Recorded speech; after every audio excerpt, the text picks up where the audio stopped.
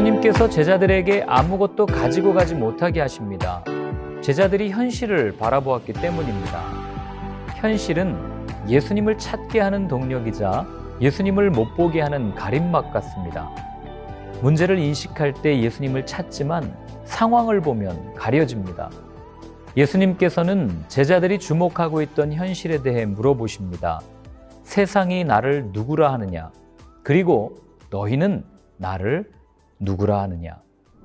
누가복음은 길 위의 복음서라고 불립니다. 예루살렘으로 올라오는 길에서 있었던 사건들을 아주 자세하게 묘사하고 있기 때문이에요.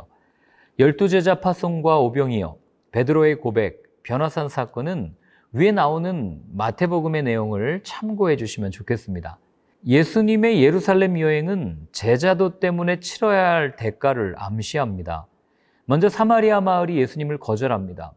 예루살렘으로 간다는 이유 때문입니다. 사마리아 사람들은 그리심산이 있는 산당이 예루살렘 성전과 동격이라고 보았기에 기분이 상했습니다. 제자들은 그들을 벌하고 싶어 했지만 예수님은 제자의 삶은 악을 악으로 갚는 것이 아님을 보여주십니다. 제자도의 대가는 예수님을 따르기 원하는 세 사람의 이야기에서 알 수 있습니다.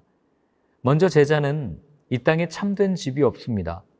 또한 예수님을 따른다는 것은 시급한 문제입니다. 실제로 아버지가 죽었는지도 모르지만 그는 예수님의 제자가 되는 때를 미루고 있을 뿐입니다.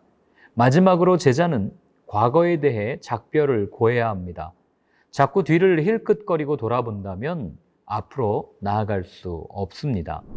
예수님은 12명 말고도 70명의 제자를 보내십니다. 유대인들의 세상에는 70개의 나라가 있다고 믿었기에 70은 매우 중요한 수입니다. 70명에게 내린 명령은 앞서 12명에게 내린 명령과 비슷합니다. 그러나 절박감은 훨씬 더합니다. 길에서 사람을 만나도 인사를 할 수 없을 정도입니다. 그들의 성공적인 선교 수행으로 예수님은 기쁨으로 가득 차셨습니다.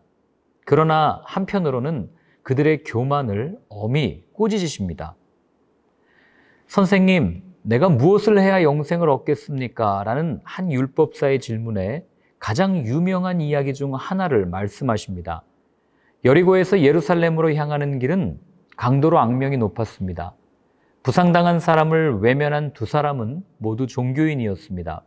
한 사람은 성전의 고위직, 한 사람은 조금 낮은 직. 그들이 도와주길 주저한 까닭은 종교적인 것일 수 있어요. 제사장이 시신에 접촉하는 것은 불법이기 때문에, 아니면 부상당한 사람을 미끼로 사람들을 유인하는 강도들에 대한 두려움 때문이었을지도 모릅니다. 아니면 원래 냉담하고 이기적이었기 때문에 그랬을지도 모르죠. 그런데 유대인들의 생각에 사람으로 취급하지 않는 사랑을 실천한 사마리아 사람이 영웅이 됩니다. 그리고 동일하게 이 시대 그리스도인들에게도 물으십니다. 누가 강도 만난 자의 이웃이겠느냐? 마지막으로 마르다는 예수님을 위해서 모든 것을 완벽하게 준비하려 했습니다. 마르다는 손님에 대한 의무감에 기쁨 없이 일합니다. 가만히 있는 동생으로 인해 마르다의 마음이 불편합니다. 봉사하는 일이 많아 분주합니다. 사역은 잘하고 섬기는 흉내는 잘 내지만 그녀의 마음에는 사랑이 없었습니다. 사랑하기에 섬기면 다른 사람의 행동이 문제가 되지 않습니다. 사랑하면 그들로 인한 불평이 아닌 그들의 약함과 아픔이 보이기 시작합니다. 친히 기도문을 가르쳐 주시며 강청하는 친구의 이야기를 통해 아버지께 기도해야 함을 강조하신 예수님은 바알세불 논쟁의 주인공이 되십니다. 자신들의 축기 사역은 경건한 행동이지만 예수님의 사역은 귀신의 힘을 빌린다는 바리새인들의 억지 주장 때문입니다. 이어 표적을 구하는 이들을 향해 악한 세대라 꾸짖으시며 마태복음 23장의 축소판과 같은 바리새인들을 향한 화를 선포하십니다. 믿음의 가장 큰 장애물은 의심입니다.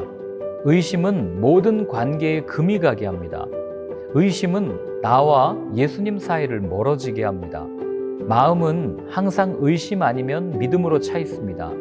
마음에 담긴 것이 행동이 되고 행동이 모이면 삶이 됩니다. 따라서 내 마음에 의심을 담고 있으면 불신의 삶을, 믿음을 담고 있으면 확신의 삶을 살지 않겠습니까?